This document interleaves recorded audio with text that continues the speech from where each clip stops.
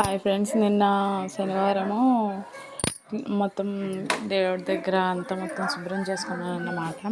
Papers అవి మార్చి దండం పెట్టుకోవడానికి ఇంకా పేపర్స్ అవి తీసేసి అవి మార్చి వేరే పేపర్స్ వేసి బొట్లు అవి అదే ఫొటోస్ అవి తుడిచి బొట్లు పెట్టి మొత్తం అంతా క్లీన్గా చేసుకున్నాను.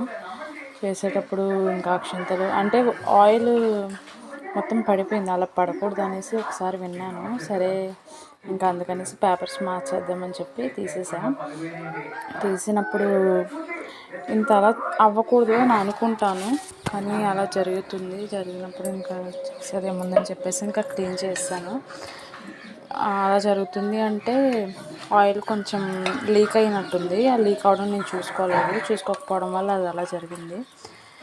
ఇంకా అలా చేయకుండా ఇంకొకసారి నీట్గా పెట్టుకోవాలనేసి పేపర్స్ అవి మార్చి నీట్గా పెట్టుకుంటున్నాను. కింద అదేమంటారు వేరే ప్లేట్ టైప్ ఏదో ఒకటి పెట్టి క్లీన్ చేద్దామని చెప్పేసి అందాక వేరే ఏకాత్రులు అవి తీసుకునే వరకు ఇంకా అవి కింద వేరే ప్లేట్ పెట్టి మేనేజ్ చేద్దాం అన్నట్టుగా అనుకున్నాను. తీసుకోవడానికి వెళ్ళాను, కానీ పూజ మాత్రం బాగా జరిగింది.